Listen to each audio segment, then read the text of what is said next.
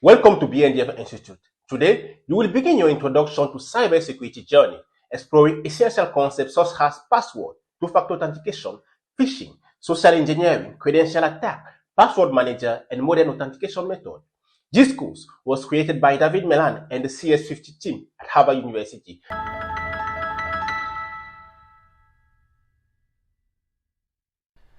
All right, this is CS50's Introduction to Cybersecurity. My name is David Malan, and this week let's focus on securing accounts. You and I have so many accounts nowadays, be it for websites or apps or the like, and we'll focus today on exactly what the threats are to all of those accounts, but more importantly, what some of the defenses are so that you can keep those accounts secure. But let's first consider what we mean by security in the physical world, for instance. Whether you live in a home, an apartment, a dormitory, or the like, odds are you have a key that lets you into that building. Now that key, of course, lets you in through that locked door, and then you have access to the entire habitat. But the catch is that if someone else gets that key, of course, they too can let themselves into that system or into that same building. So let's consider now in the digital world, though, what some of the building blocks are of security so that we can focus exactly what those threats and what those defenses are. So first, allow me to propose that we think about the security of our accounts in terms of authentication. So authentication refers to this process digitally of proving who you are. That I, for instance, am David. But that alone isn't necessarily enough to keep a system secure, because just because I'm David doesn't necessarily mean I should have access to your entire home. Perhaps I should not have access at all. Perhaps I should just have access to the entryway or some narrower form of access. And so there's this related topic when it comes to the security of locations or systems known as authorization. So authorization speaks to whether or not you should have access to something once you have proven that you are you, that I am David, and that I should in fact have access to the door that I just walked through. Now, when it comes to our accounts in the digital world, we of course don't use physical keys, but very frequently nowadays we use usernames, which of course can be public. It might be a username like David, it might be a username like Malan, or it might be more commonly even an entire email address that presumably uniquely identifies you in the world. But even though that's public, the thing that you and I ideally keep private is, of course, our password. And nowadays, you and I must have dozens, maybe even hundreds of passwords that are hopefully distinct and not reused across all of those different websites, but more on that in a moment. And so it's really this password that ultimately allows you to authenticate yourself, demonstrate who you are, because presumably I am the only one in the world that knows not only my username or email address, which all of us can know, but presumably I'm the only one in the world that knows my username and this here password. And so the presumption is if I type in both of those values to some app or some website, that I must in fact be David Malan in that case.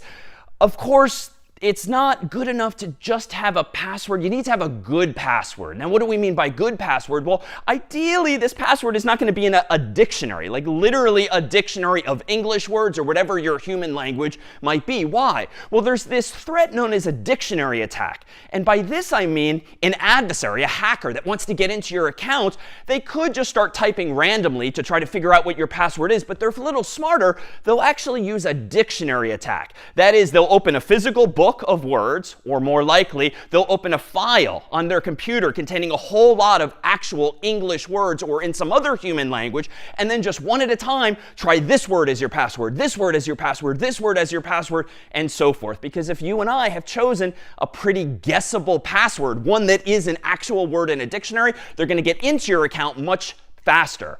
But even if you and I are clever, and odds are by this point in life you know that you shouldn't just choose a simple English or some other language word, but rather you should probably have some numbers, some letters, some punctuation or the like, you're still vulnerable, as am I, to what we'd call a brute force attack. Brute force sort of evokes the memories of yesteryear where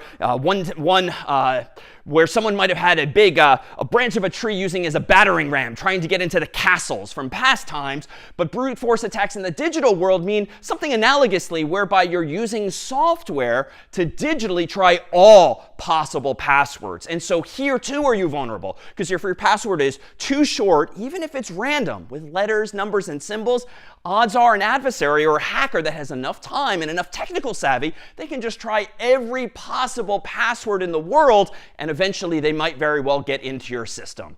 So how do we go about defending against these kinds of attacks? Well, we use these passwords, but these passwords, of course, come in different forms. And it's kind of a low bar that is set by default on a lot of devices still nowadays. For instance, on your phone, if you'd like to chime in here in the chat, how many characters or digits in particular are typically required of systems? Well, I would conjecture that very often when I set up a phone, I'm only asked for a passcode, a numeric password, of 4 digits alone.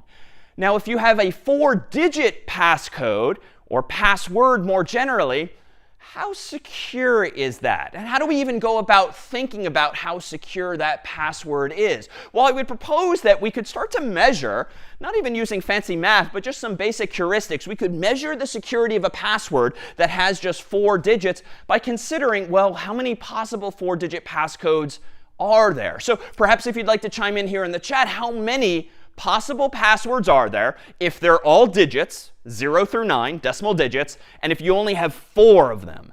How many possibilities are there? I'm seeing 1,000, I'm seeing 10,000, I'm seeing 9,999, and I'm seeing a whole range. And I think a lot of you have the answer spot on. It's 10,000. It's 10,000. Why? Well, if we just think about this numerically, if I've got 4 decimal digits, 0 through 9, well, the smallest password I could come up with, so to speak, would be 0000, and the largest password I could come up with would be 9999. Now, you might think, okay, well, that's obviously 9,999 possibilities, but not quite, because if you include 0000, that's the 10,000th possibility. So indeed, there's 10,000 possible passwords if we're using 4 digits specifically. So how do we actually think about that more generally, especially so that we can now figure out the math for larger passwords as well? Well, if you've got 0 through 9 as the first possible digit, and 0 through 9 is the next, and 0 through 9 is the third, and 0 through 9 as the fourth, you have 10 possibilities times 10 possibilities times 10 times 10. This, of course, if we do it out more mathematically, is 10 to the 4th power, the exponent being 4, and that, of course, gives us 10,000 as well. So that might be the more mathematical way of approaching it versus just the more intuitive, that 0000 can go all the way up to 9999.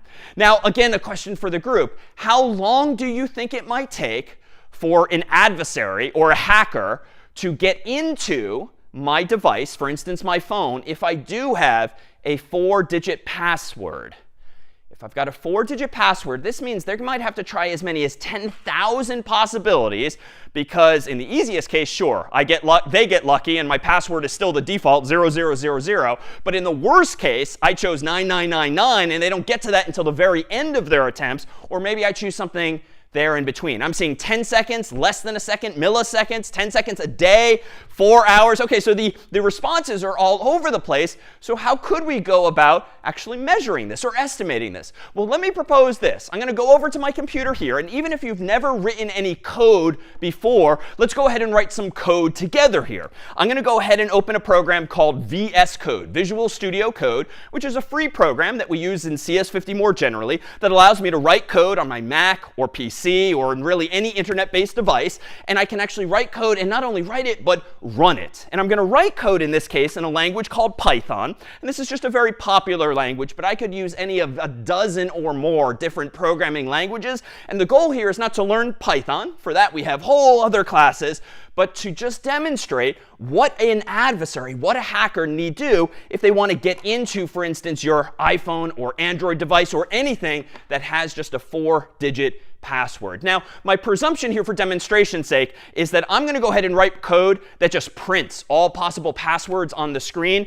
But you could imagine if I had a USB cable or maybe a lightning cable, I could connect this phone to this laptop, especially if it's your phone that I just swiped from a table, could quickly plug it into my computer here, run the code that I'm about to write, and maybe automatically send all 10,000 possibilities to your device before you even realize the phone is gone.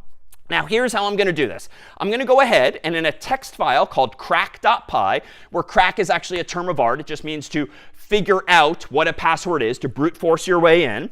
I'm going to go ahead and from a library called string, I'm going to go ahead and import digits. Now, this is a very easy way of just giving me access to the numbers 0 through 9. I could obviously type them all out on my keyboard. This is a little faster because this gives me like a list of the numbers I care about. Now, there's a bunch of different ways I can write this code, but what I really want to do intuitively is try all possible digits for the first value, try all possible digits for the second, then for the third, then for the fourth. So one way of doing this might be as follows. I'm going to use a keyword in Python called for, which just means do something for as long as I want you to. And then I'm going to give myself a variable, like in math, just so I can use something to keep track of each number. And I'm going to use a default value of I for integer. And then I'm going to go ahead and say that for each value I in those 10 digits, I want to go ahead and do the following. Well, for each of those I digits, for the first value, I want to do for j in digits as well. And then for each value for my third placeholder, I might do something like for k in digits. And then lastly, I might do for l in digits. So this is admittedly not the best design. And those of you who have programmed before are probably cringing that I have this indentation, indentation, indentation. But it's a simple way of demonstrating, especially for those unfamiliar with programming, how we can try all possible first digits, all possible second, all possible third, all possible fourth. And all I'm going to do very inside of this code now is print out the value of I, j, k, and l. So that iteratively, we should see on the screen 0, 0, 0, 0, and then all the way up to 9999. So if you assume that I've connected my phone to this laptop, ideally then we'll have an estimation of how long it might take until we actually have cracked into the device. So let's go ahead and do this. I'm going to open up a separate window on my screen here called a terminal window. And I'm going to go ahead and run Python of crack.py. So in just a moment, we're going to see, is it going to take a few minutes, a few milliseconds, a day, 4 hours, or here we go. 1, 2, 3, go.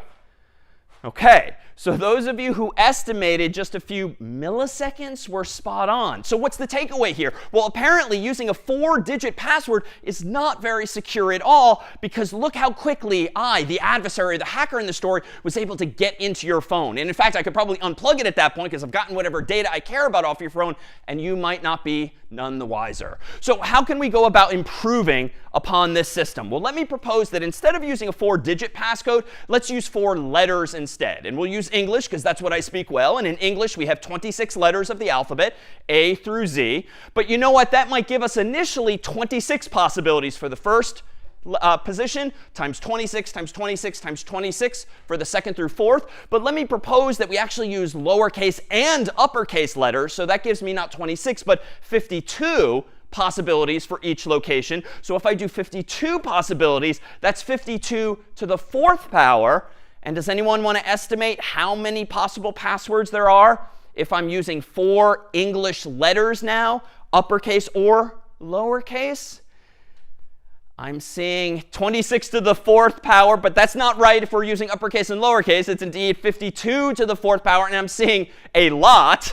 But here we have estimates along the lines of, indeed, 7 million as well. So with 7 million possibilities, you might think, OK, surely that's going to be a lot better, and it's going to take the adversary a lot longer to hack into this phone. But let's try that. Let me go back to my terminal window here. Let me reopen now my code file, and let's go ahead and use not digits, but let's go ahead and use ASCII letters. For those unfamiliar, ASCII letters are simply the letters A through Z in both uppercase and lowercase. Now, here I have to go ahead and change this from digits to ASCII letters, from digits to ASCII letters, from digits to ASCII letters, and lastly, from digits to ASCII letters. Again, there's an easier way I could implement this code to be more succinct and less duplicative, but it involves some features that we'll introduce in another class altogether. But now I have all possible ASCII letters from my first placeholder to the last. Let's go ahead and open up that same terminal window. Let's run Python of crack.py, and here now is the answer to how long might it take an adversary to get into your phone if you're using 4 letters of the English alphabet for your password instead. OK, so this time I have enough time to walk all the way over to the screen here, and you can see that we're going in alphabetical order, first lowercase, now uppercase, but in just a moment we are done. And we're down all the way to Z, Z, Z, Z. So that was a few seconds, which is indeed slower, but that really wasn't that much effort at all. So presumably then even 4 letters of the alphabet might not be enough to keep us secure. So let me go ahead and do what we all are told to do anyway, which is to go into your phone or whatever device in question and actually use 4 characters perhaps instead. So not just letters, not just digits, but let's toss in some punctuation as well. And in the world of punctuation, at least on a US English keyboard, there's typically as many as 94 possibilities for letters, numbers, and punctuation because we have 26 lowercase letters, 26 uppercase letters, 10 decimal digits, 0 through 9, and another 32 punctuation symbols that we can add into the mix as well. So that gives me 94 possible keys that I can hit here, or 94 to the 4th power. And does anyone want to estimate what this is? We've gone from 10,000 to 7 million to, I'm seeing it indeed in the chat, roughly 78 million possibilities. So in some sense, 10 times more secure. Let's go back to my terminal window, open up my code here, and import not only ASCII letters, but also the digits from before, and also this time some punctuation as well. Now let's go ahead and change just the ASCII letters alone to ASCII letters plus those digits, plus that punctuation. And just to save some time, I'm going to highlight and copy what I just typed, and I'm going to change the 2nd position, the 3rd position, and the 4th position as well to use that combination of 94 possibilities. I'm going to open up my terminal window again. I'm going to run Python of crack.py, and this time, because we have 10 times as many possibilities, I kind of had 10 times the amount of time to walk over to the screen, because indeed we're still in the lowercase e's, f's, g's, h's, and now it looks a bit like a Hollywood movie maybe. You can perhaps see, even though it's going across the screen fast, that there's a lot of cryptic output here because we're running through all of the letters, the digits, and the punctuation. So it looks a little fancy at that. Now, you might recall, too, from Hollywood movies, too, that they tend to be very dramatic. And so instead of just doing this, which is iterating from left to right very slowly, the movies and TV shows tend to very dramatically get like the 3rd character right, then the 1st character right, then the 4th character right, and then just in time, you get the 2nd one as well. That's not really how brute force works. You tend to do things methodically, not jumping around from symbol to symbol. But this is clearly taking a long time, and I'm not even going to finish waiting for this to go because we still have to get through all the punctuation. So this is to say ultimately that 78 million possibilities is actually getting up there pretty fast. But honestly, if we come back in like a minute or so, I bet that will be finished nonetheless. And none of us, hopefully, has a password that's only 4 characters nowadays. Letters, numbers, and punctuation. Odds are it's at least a conventional 8 characters. And indeed, most websites and apps require as much of you as well. Now, the math here is pretty straightforward, too. If you have 94 possibilities, but you have 8 characters in total now that's 94 to the 8th power. And does anyone want to ballpark just how many passwords are possible if it's only 8 characters, which isn't even that long? But you have 8 of them total? Too many. It comes back one answer. Too much to count. OK, I see that we've given up here. But oh, I did see one in the chat. It's roughly this many possible passwords, which is actually a little hard to figure out. So this is, let's see, millions, billions, trillions, quadrillion. So this is 6 quadrillion possibilities. So now we're talking. Now the adversary is probably going to run out of time, run out of energy, run out of money, run out of lifetime if it's going to take this much time to try to crack, so to speak, your particular password. And so here's one of our first takeaways when it comes to cybersecurity and securing our accounts. It really is this game of relativity and resources. What we're really doing here is not something fundamentally different by adding in digits and numbers, digits and letters and punctuation. It's sort of still the same formula, the same approach to our passwords, but as we add complexity and as we make it longer and longer, we're raising the bar to the adversary.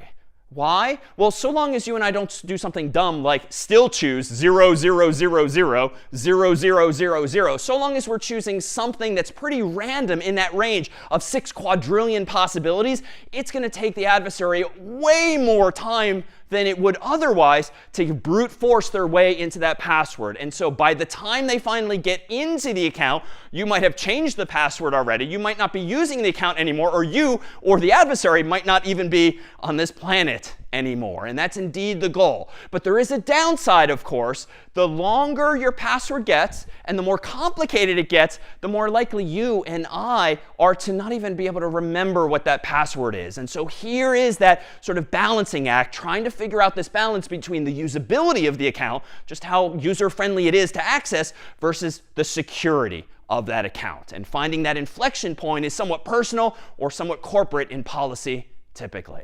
Well, let me pause here and see if there are any questions now on securing our accounts via passwords alone.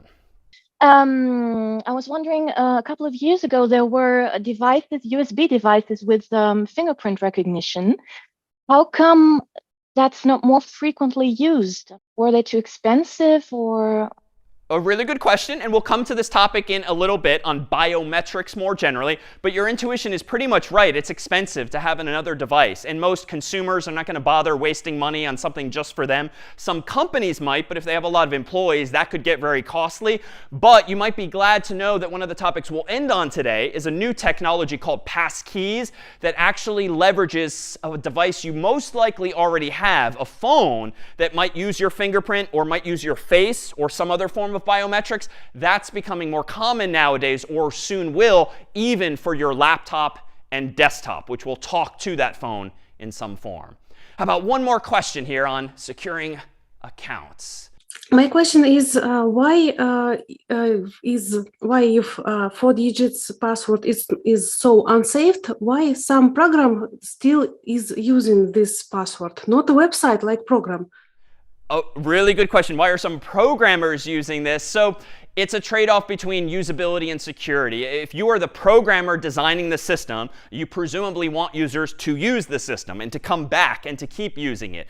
But if you make it too hard for them to access that account, if you increase the probability that they're going to constantly forget their password, lose their password, they might just stop using your system or your app or your website altogether. And so that's probably not a good thing. Other reasons might include just unawareness, or not having taken a class on cybersecurity, or not having really thought through the implications of having such short passcodes. So nowadays is industry starting to nudge us in better and better directions, but we'll see today in the rest of this class that there are still going to be a lot of trade-offs, again, between usability and security. So what can we do to defend ourselves against these brute force attacks? Well, at least here in the US, there's an organization called the National Institute of Standards and Technology, otherwise known as NIST, that actually issues recommendations for how we as consumers or companies, or more generally humans, can go about securing their accounts more effectively. And we thought we'd share just some of these recommendations so that it informs not only your own behavior as an individual citizen or consumer,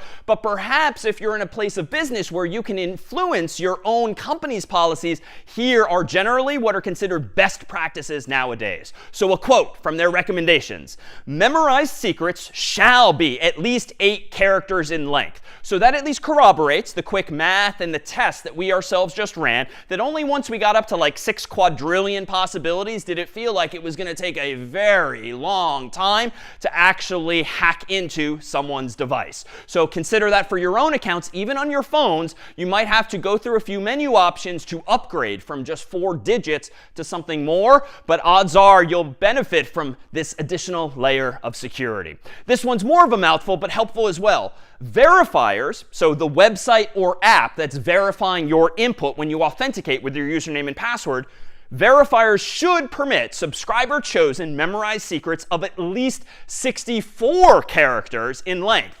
All printing ASCII characters, as well as the space characters, should be acceptable in memorized secrets. Unicode characters should be accepted as well. Now, if you're not yourself a computer person, there's a bit of jargon within this. But first of all, the takeaways are that websites and applications should let you and me come up with passwords that are actually as long as 64 characters. Now, that's pretty long, but that's exactly the point, particularly as it's gotten more difficult for you and I to remember all of our passwords, to come up with very complex passwords. The reality is you and I might very well be better off on the whole by just choosing an easier to remember but much longer password. For instance, a sentence, a quote, a phrase that you can more easily keep in your human mind, but that doesn't necessarily have a crazy amount of punctuation or digits or letters, but at least is 64 characters in length. So even if an adversary tries a dictionary attack, trying all possible English words or some other language, even if they try a brute force attack, it's going to take them way too long.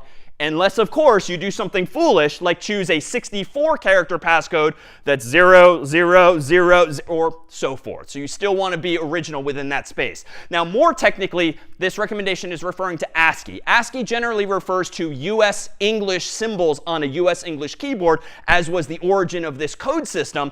So that includes A through Z, 0 through 9, and the punctuation I alluded to earlier.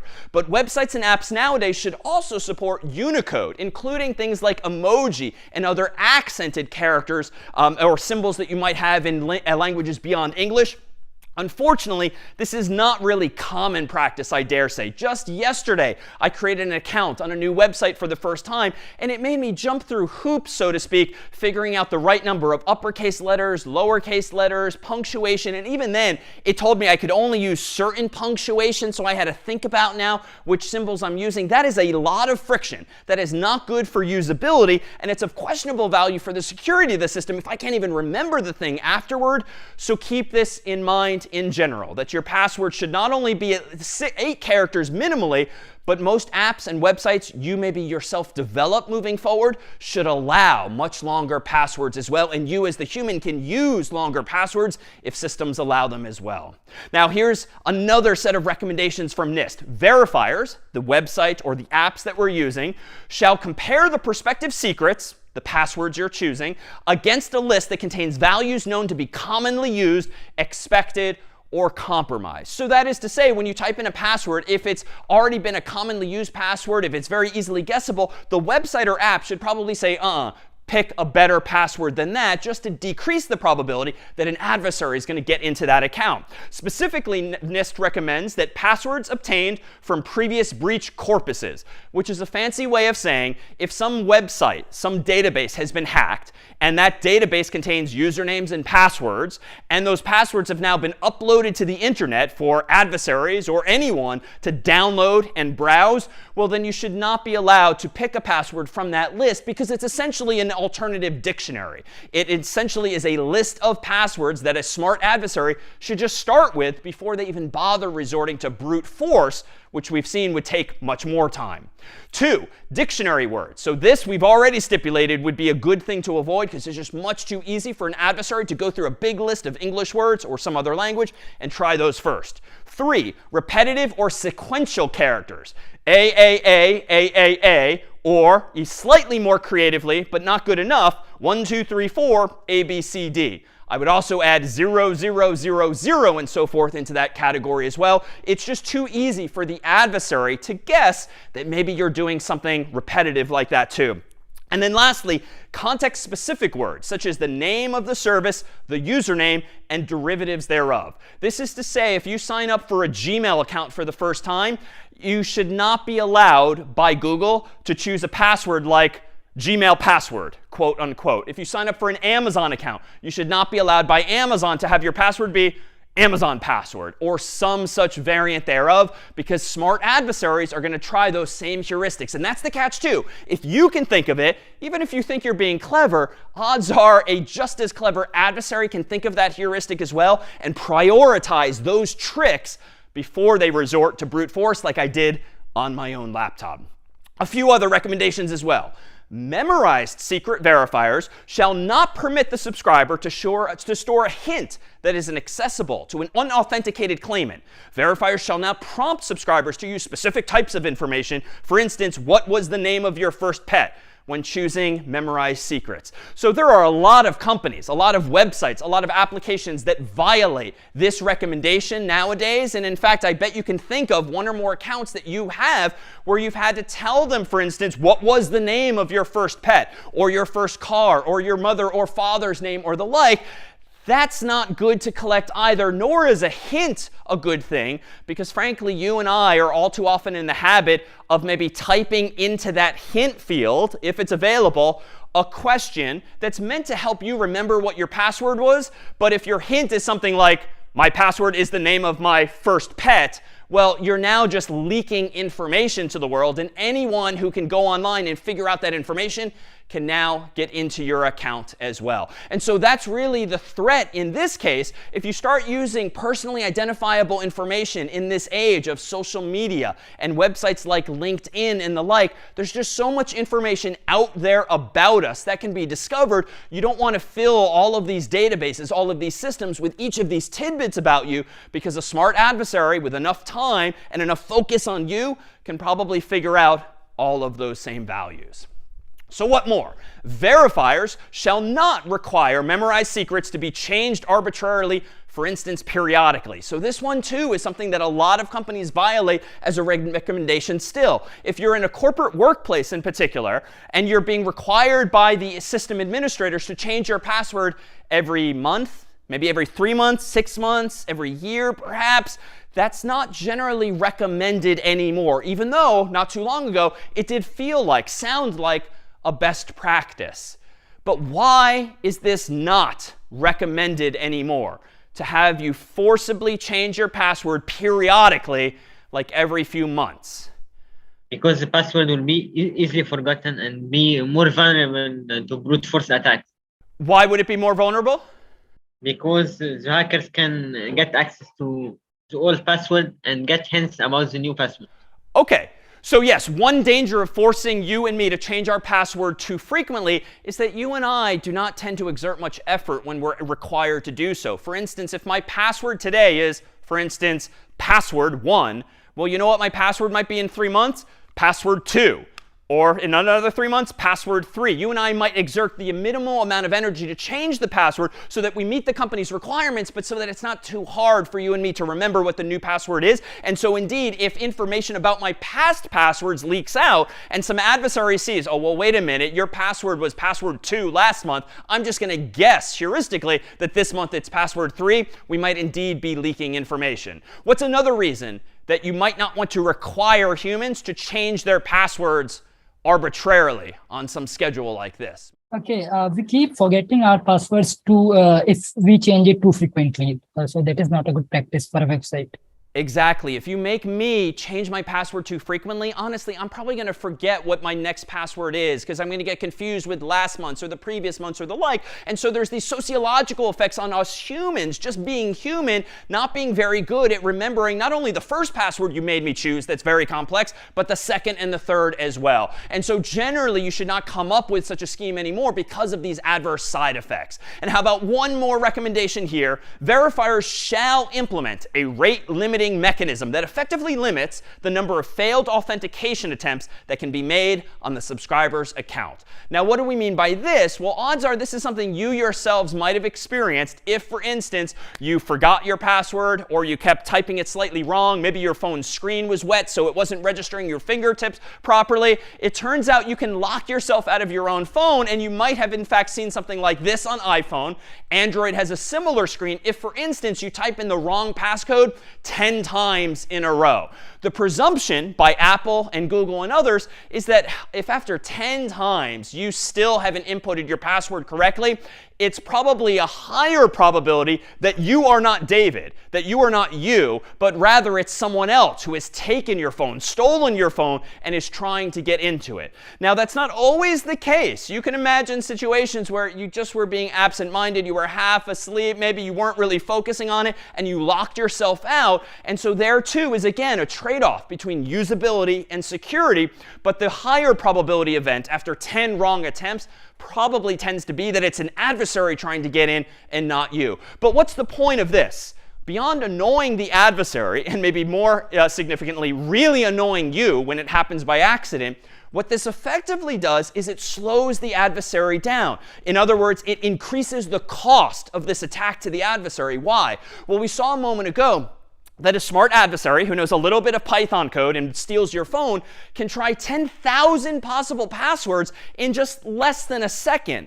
However, if you now slow them down by having this feature on your iPhone or Android device that pumps the brakes, so to speak, that lets the adversary try no more than 10 at a time, that significantly slows them down. Now they might have to spend at least 10 seconds, 20 seconds, an hour, a day, or longer, especially since what Android and iPhone also do is they tend to increase this time limit. The first time you mess up, it's 1 minute. If you mess up another 10 times, it's now 2 minutes, maybe 5 minutes, maybe 10 minutes. Maybe the phone even deletes itself, wipes itself, if that too is a feature that you or your company has enabled. So again, the right way to think about this beyond the usability trade-off is that we're just trying to raise the bar to the adversary. We're trying to make it more expensive, more costly, maybe more risky to the adversary by slowing them down. And by more risky, I mean if this is like a Hollywood moment and someone's just stolen the phone from your table at Starbucks or a coffee shop, they've plugged it into their laptop, they're trying desperately to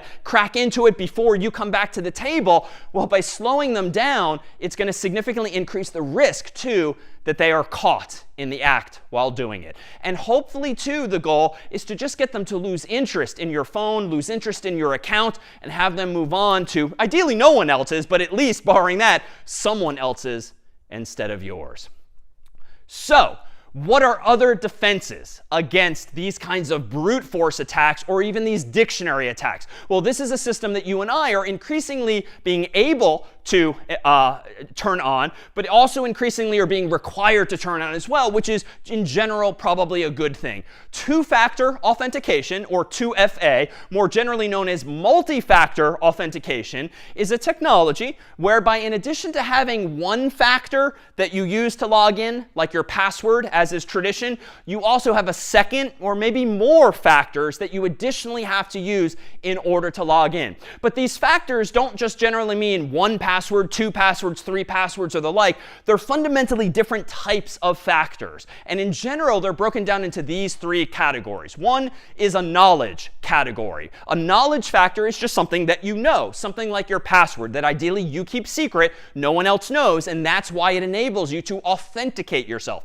Prove that you are you because you and only you hopefully have that knowledge. But a second type of factor would be a possession factor, something that you physically have. So you might be in the habit at work of carrying around one of those little key fobs that has a little code on it that changes. Now those things can be expensive, so increasingly the world is just using our own phones, your own Android phone, your own iPhone that maybe has SMS support on it, text messaging, or maybe a specific app that displays a short code that you type in. The presumption is that you challenge the user not only for a knowledge factor like their password, but a second factor like something they possess, you significantly decrease the probability that an adversary is going to be able to get into that account, because whereas anyone on the internet, millions of people, can be a threat to you by just figuring out or finding your password, a possession factor really narrows the scope of the threat to only the other customers in Starbucks or the coffee shop, only the other people physically near you, because they would have to physically obtain that second possession factor. And then a third type of factor nowadays might be an inherence, something that is unique to you specifically, more generally described as biometrics. So maybe it's your fingerprints, maybe it is your face nowadays. Something that's inherent to you can be a third factor nowadays, because the presumption is that only you, ideally in the world, have exactly that factor as well. Now this is a little different from what some companies, some websites, some apps describe as two-step authentication, where two steps might actually just be two passwords of some sort. But two-factor more technically refers to two or more of these types of fundamentally different factors, that being the most common in our case here. Now, when it comes to those possession factors, those key fobs or the apps or the codes that you receive, specifically what you're receiving in those models is generally known as a one-time password, or OTP.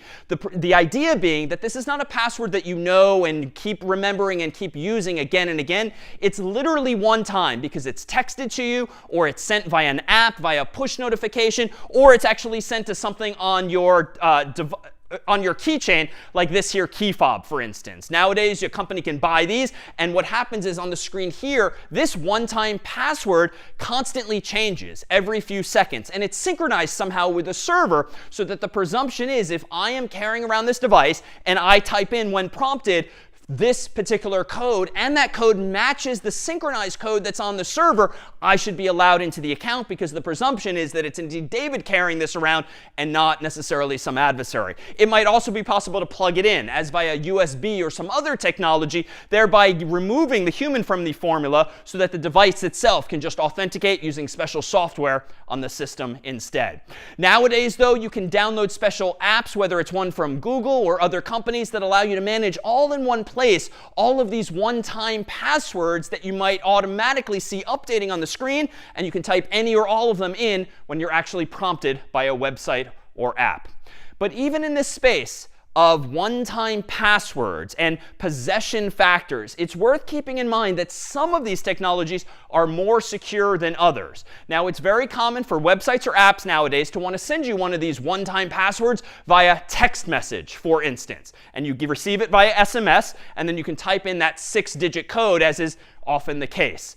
More secure, though, would be something like an actual app that you install from the App Store or the Google Play Store that actually talks directly to some server and does not just go over the cellular phone network. Why is that? Well, as you might know, in your phone is typically a SIM card, either a physical card, a little chip, or nowadays it might actually be built into the phone as well. But that SIM card has a unique identifier. And when you sign up for phone service, typically with a company, they need to know what the unique identifier is of your SIM card, be it something physical or something wired, hardwired into your device. Why? Because that's how they associate your phone number with that specific device. The catch is that it's all too possible, and in some cases all too easy, to trick even the phone companies into swapping your SIM. Not necessarily doing it physically per se, but convincing the mobile phone carriers to update their system to say, oh, David now has this SIM card and not that original one. That is to say, if I'm an adversary and I just have any old phone with any old SIM card and I figure out what the unique ID is, and maybe I call up David's mobile phone provider and I somehow convince them that I am David by tricking them into believing it's me, as by telling them all of those personal information, all of that personal information about myself, I might be able to convince them to swap my SIM card, the adversaries, with what is already on file. The implication of that is that when David subsequently gets text messages, they don't actually go to me, the real David. They go to the adversary's phone as well, because they're tied to that SIM card. So in general nowadays, if you have a choice using some website or app to use SMS or text-based messaging versus a native application that you install onto your phone or other device, you should generally prefer the latter. Some first-class piece of software that actually uses push notifications or your data plan and does not rely on SMS text messaging because of this potential threat. So, what are still other threats when it comes to these systems? Well, it turns out that it's very possible, unfortunately, for adversaries to somehow get software, malicious software, otherwise known as malware, onto your Mac, onto your PC, perhaps even onto your phone. This might be because you installed a piece of software that you shouldn't have trusted. This might be because your phone or your device is infected with something like a virus or a worm. But in general, you might be vulnerable to malware, including software that logs all of your keystrokes. Key logging refers to exactly that. Some piece of software that most likely maliciously is literally recording everything you type or everything you tap into that device. And what does this software do with those keystrokes? Very often it will upload them, if there's an internet connection, maybe to a server that the adversary controls. Now, what's the implication of this key logging threat? Well, if you're typing in your username, that's not such a big deal because those are generally public. But if you're typing in your password and that's being automatically uploaded to the adversary server, now they know your username and your password. Worse, if the adversary also sees you typing in that 6-digit code, your one-time password that you might have received even from your phone or some other device, if they are fast enough and smart enough and figure out how to log what you're typing, send it to the server, perhaps even before you yourself hit enter, maybe they can use not only your username and your password, but even that one-time password by pretending to be you on their own phone or their own laptop or desktop, typing in, or more realistically, automatically through software, typing in those same values and accessing your account even before you had a chance to do so as well. Now, what are the defenses against that particular threat? Really just to be generally paranoid about what computers you yourself use. For instance, nowadays, I will rarely, if ever, actually use like an internet cafe's computer or even a lab computer here at Harvard's campus, or frankly, even a friend's computer, because I don't know just how safe they are when it comes to best practices using their device on the internet. I will, in general, only log into websites and apps on my own personal devices, which isn't to say that I too am perfect, but rather at least I'm reducing the probability that I lose control over my data by using some other device that I myself don't oversee by that person, that owner, not themselves adhering to best practices. Now, even then, I will admit that using keylogging and getting it up to an adversary server and inputting it faster than you might is a pretty sophisticated and difficult threat, but it's worth keeping in mind and realizing that these are certainly theoretical attacks, and if you yourself are targeted for some reason, these are absolutely things you should be mindful of. So in general, if you have the luxury of only using your own device and not some shared device, that too tends to be best practice, I would say. All right, any questions on these here attacks? Regarding using long passwords, do you recommend using like Google passwords or Apple passwords for the system to remember the passwords for us? A really good question. Short answer, yes, but we'll come to that in more detail in just a few minutes.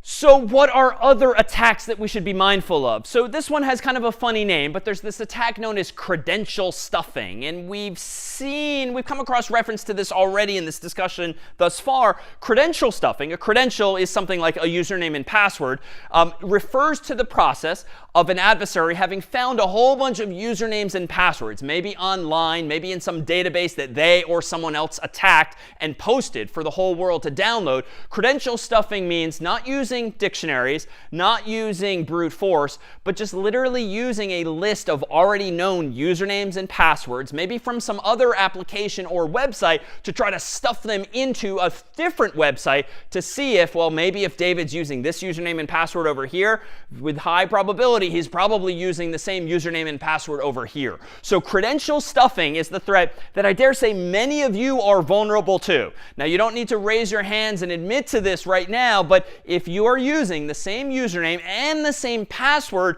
on 2 websites, 3 websites, 30 websites, all websites, you are today vulnerable to this attack. To be clear, if any one of those websites or apps is compromised by some adversary and they figure out all of the usernames and passwords on that system, what a smart adversary is going to do now is to try that same username and password they found for you on Amazon, on Gmail, on any other website or app that you, with high probability, might be using just because those services are popular. So what's the takeaway?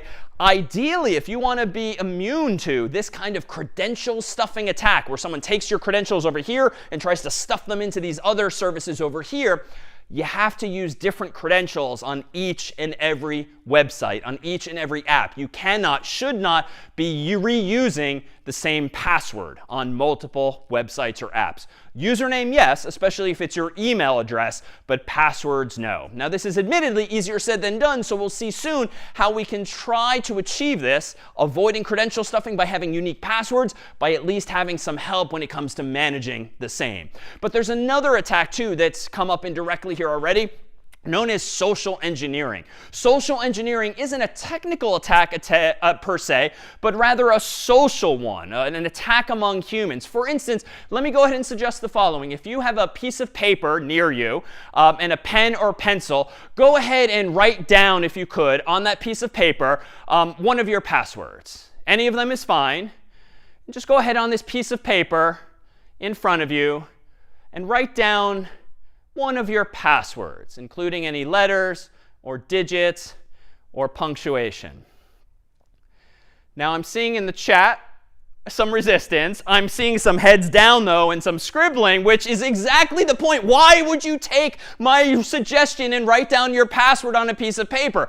Even though I'm presumably someone you should trust in a cybersecurity class, those of you who reached for a pen or pencil, just wrote down one of your passwords on a sheet of paper, were just socially engineered because a circumstance was created where you believed or trusted the person that was asking or telling you to do something, and you took at face value that you should do that thing.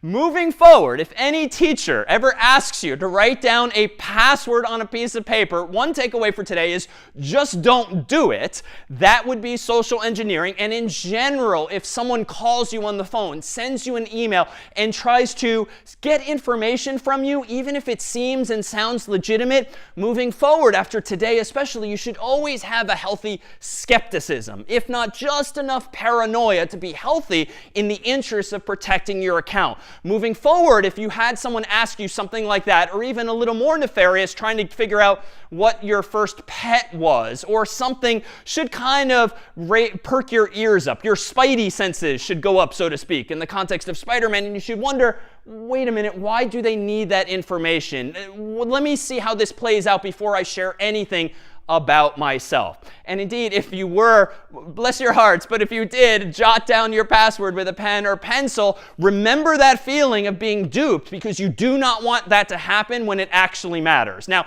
after this, now I know you'll believe nothing I say, but go shred or tear up or flush whatever piece of paper has that password on it. The point is not to share it with anyone, just to prove that particular point.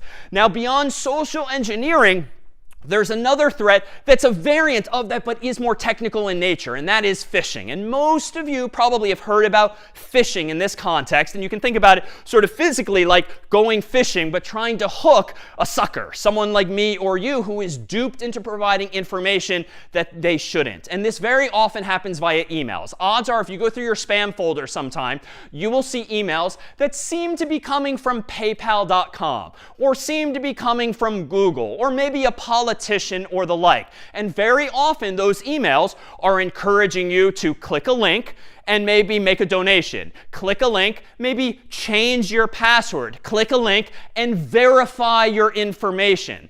Phishing is all about trying to use social engineering, in this case in a technical way, to try to convince you through very convincing looking emails and even websites that it is a legitimate email from PayPal.com, or it is a legitimate email from a politician, or it is a legitimate email or request from a teacher here at Harvard.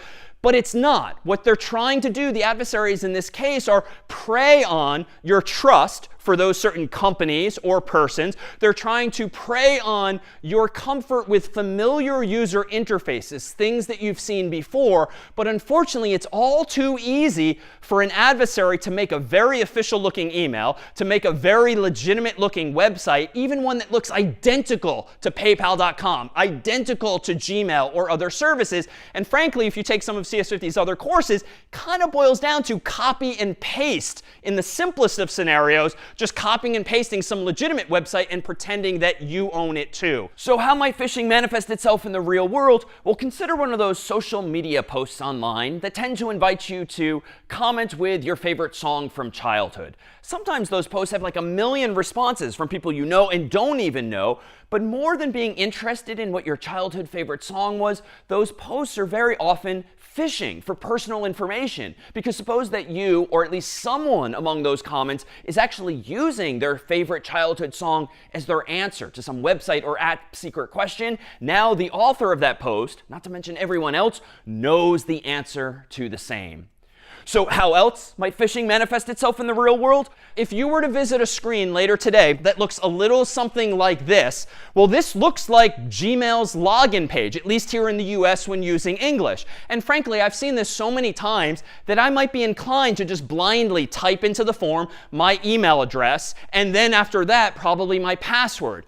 But it's important to begin to develop an intuition for, a suspicion for, when these sites might not be legitimate. How might you do that? Well, you should minimally be looking at the URL bar and making sure that it is gmail.com or probably google.com or whatever google.country code, depending on where you live in the world. Making sure that it looks legitimate and that you've actually been there before. When you hover over links, you can very commonly in your browser look at the bottom left-hand corner or some corner of your screen, and you can see what URL a link will actually take you to. Even though the words on the screen might say something, the actual link might take you somewhere else. Now, even then, it's hard sometimes to discern these kinds of things, but these are just best practices. You don't need to be so worried that you don't go anywhere on the internet, but you should learn to keep an eye out for these kinds of things. And in general, with phishing, rather than trust any link in an email that you receive, especially when it's something private, like a bank account, something medical, something personal, well, that's fine. Open a new tab and manually go to paypal.com, enter, or manually go to gmail.com, enter. Don't just blindly trust these links. Now, here again, we see a trade-off between usability and security. It's a little annoying if I can't just click on a link and go to the place I want to go. You have to manually open the page, type it in manually, and so forth. But again, it depends on what's now more important to you, the usability of that service or the security of your account therein. This is even worse when this is even more worrisome when it comes to two-step verification. And Google takes some liberties with the wording here. This is usually best described as two-factor authentication. But again, the most sophisticated of adversaries, theoretically, if they sent you a phishing email, tricked you into visiting a website that looks like Gmail but is not Gmail, they could theoretically even prompt you for a two-factor code like this. And then if they're smart and savvy enough with code, they could automatically now send your username, your password, and a two-factor code maybe to the real gmail.com, log into your account, change your password before you even get up and running therein. It's a more sophisticated threat, and it's not something you need to worry about as much, but it's this principle of not just trusting screens and requests that are presented in front of you. You should have this healthy skepticism and at least some technical savvy to know how you can decide for yourself, yes, I am comfortable with proceeding with this step. Now, there's another type of attack, too, that's more sophisticated and not one you need to worry about as frequently as some of the earlier ones, but they're generally known as a machine-in-the-middle attack, whereby if you're on the internet, there are, suffice it to say, many other machines on the internet, very often between you and whatever website or app you are visiting. Often those machines might be things like routers, servers that internet service providers, companies, universities, maybe even your own home owns and controls, but all of your data is passing through those machines in the middle, so to speak. If any of them are malicious and are maybe storing your data, looking at your data, it's possible that you might not be having secure communications with the other end unless you are using certain defenses. And in our focus in this class on data, we'll talk about cryptography and encryption and building blocks via which we can mitigate attacks like these. But it's worth knowing about this general idea that even though it feels like it's only you and Amazon.com, it's only you and PayPal.com, it's only you and WhatsApp, there are many other machines in the middle. And if you're not using the best practices, and if you're not keeping an eye out for those things suspicious, those machines in the middle might actually be there to attack you, to take your data, to change your, to access your accounts, or something more as well. So there's a lot of attacks out there, and at this point you might be feeling a bit defeated, but hopefully we've presented at least enough defenses thus far, and there are still a few more to come. But let's consider now kind of the source of a lot of these problems. Unfortunately, it's you and it's me. Like, the whole story here today started with you and I are not very good at choosing passwords, and we generally meet the minimal requirements, not necessarily the best practices. But again, there's these sociological side effects of certain corporate policies or technical policies that do induce this trade-off between security and usability. And it's one thing for me to preach here, so to speak, and say, yes, you should use long, complicated passwords that are really hard to guess with letters and digits and punctuation still, maybe even 64 characters if you want to be really secure, even if it's a longer phrase. But honestly, there are also these pressures on me not doing that. It's annoying to type in 64 characters. It's annoying to type in 8 characters if a lot of them require uppercase, lowercase, punctuation, and the like. And honestly, I have hundreds, maybe thousands of accounts nowadays on the internet that have accumulated over time. What am I going to do if it just gets difficult to remember these things? Well, like someone you yourself might know in your company, you might walk by their desk and see on their monitor the familiar yellow Post-it note with one or more of their passwords actually on it. Maybe worse, you open their desk drawer and there's a whole printout of all of their username and passwords. Or even beyond that, maybe they actually have a text file or an Excel file, a CSV file on their computer, thinking, well, at least it's all digital, but it's just sitting there on their desktop. And worse, maybe it's called passwords.txt or the like. But that's a very real side effect of having policies and technical constraints that make it harder to use systems. So what are some other defenses that either you can use or maybe companies can use or offer to make things better? Well, a solution to some of these problems might be this: single sign-on, or SSO. So single sign-on refers to an ability to sign up for, to log into one website using an account that you already have on another website. And very often the account that you use is one of the big ones, one of the popular websites or applications out there. So for instance, if you log into this representative website here, what you might see is, yes, a form field via which you can type in your own email address and your password to log in. Or if you prefer, you can just log in with Google, or you can just log in with Facebook, or you can just log in with any number of other services if this website or application supports it. Now, what's the motivation here? Well, one, it's still backwards compatible, so to speak, with the very familiar approach of just let me register with my own email address, let me come up with my own password and be done with it, especially if I don't use Google or Facebook as a customer. But the upside of offering these solutions, especially for popular websites like Google and Facebook and others, is that if I already have an account with Google or Facebook, and hopefully I already have a good password for both of those, because those are important to me, and better yet, I ideally have two-factor authentication enabled on one or both of those, because again, they're important accounts to me, wouldn't it be nice for this new website to let me, one, just log in with my existing account so that I don't have to waste time signing up for yet another internet account. Two, I don't have to remember a new password that's going to be difficult to remember and so forth. And so it decreases friction. It increases usability of the system, and ideally, it increases the security of the system in this case as well. Why? Because if you're doing a good job protecting at least these most important personal accounts, then this website stands to benefit from those same best practices on your part. Now, what is actually happening here? When you click login with Google, login with Facebook, you should see the Google login screen or the Facebook login screen respectively. You should literally be redirected in your browser to google.com or facebook.com or one of their international domain names instead. There, you'll type in your same username and password as usual for Google or Facebook, but that password is not given to this new website or this third-party website you're visiting. Rather, using a technique known as cryptography and encryption and some fancy math, essentially, the username with which you log in is sent back to this third-party website, but not your password. Just a confirmation that, yes, David successfully logged into Google or David successfully logged into Facebook. Therefore, you can trust that his username is malan@harvard.edu or whatever it is I typed in to log in there. So using single sign-on benefits not only you potentially, but also the website or application by making it easier for you to register and or log in subsequently as well.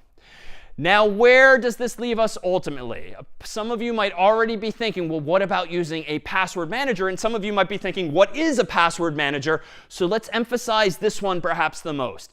Increasingly, best practice is to use a piece of software that manages your passwords for you. Thankfully, there's going to be an even better solution than this on the horizon. But for now, minimally, if you're not using a password manager, you probably should be. If you're using the same password on multiple sites or applications, and thus you're vulnerable to credential stuffing, you should probably be using a password manager instead so that you can change all of those accounts to have unique passwords. But this piece of software known as a password manager can remember those passwords for you.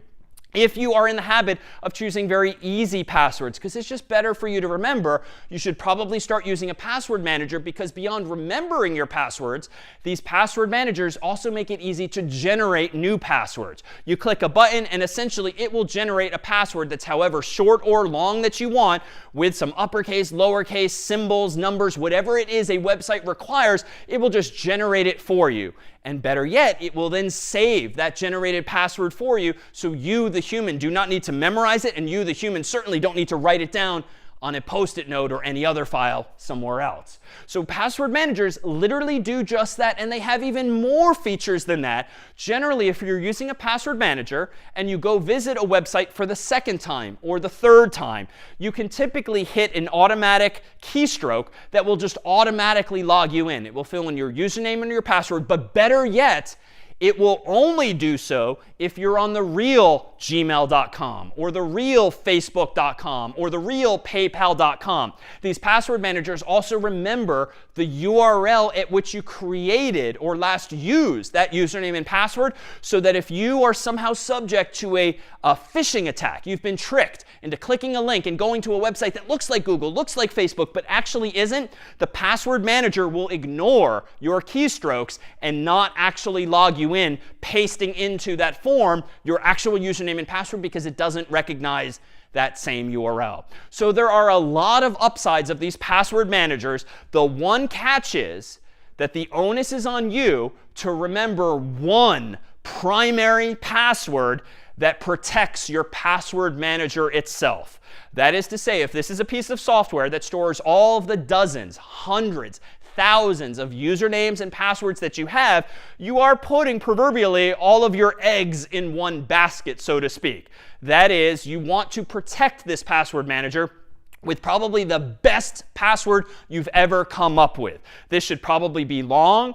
It should have some complexity. It should be a little annoying perhaps to type in, because you don't want an adversary to get in and get access to everything else, but it's just one password that we're really asking you to pick really well and reasonably long, so that you're protecting everything else.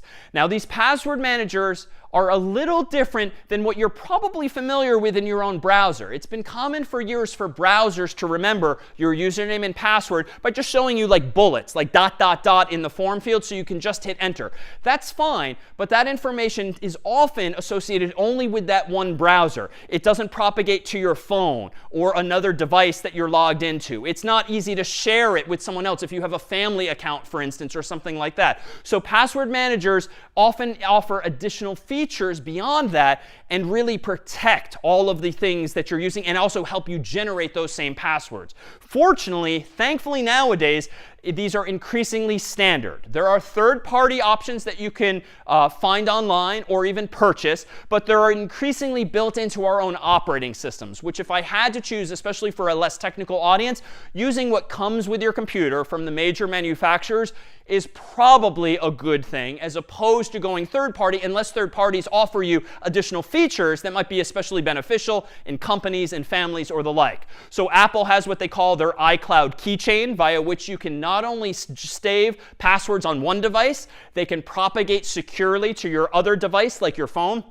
Google has its password manager, Microsoft has its credential manager, and there's certainly other options as well. The takeaway for today, though, should be that if you're not using a password manager, it's probably time to start doing so, at least for your most important accounts. Maybe things that are particularly personal, medical, financial, anything where you or your family would really be upset if that account were somehow compromised. At least figure out how to start migrating those kinds of accounts to a password manager, and also enable some of our other best practices like two-factor authentication. Better yet, don't just enable two-factor authentication. Don't use SMS if you can. Instead, use like a native application on your phone, or even a physical key fob, just to decrease the probability of those threats. And I would encourage you too, because it's one thing to sit in on a class like this and be like, oh yeah, I should do that. But then it just feels like so much work to go and change all hundreds or thousands of my accounts. Again, take baby steps. Bite off the easiest, most important accounts first.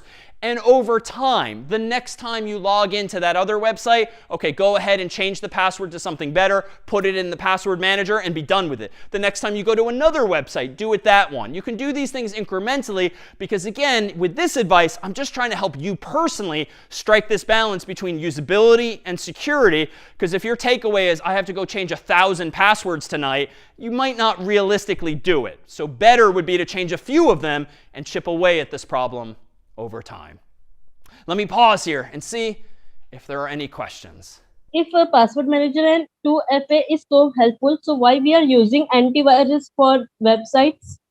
Oh, so you should certainly be using antivirus for other reasons that we'll talk about in another class. Viruses, worms, and malware can do any number of bad things, including encrypting your data, deleting your data, sending spam from your computer. There's many reasons you want to run it instead.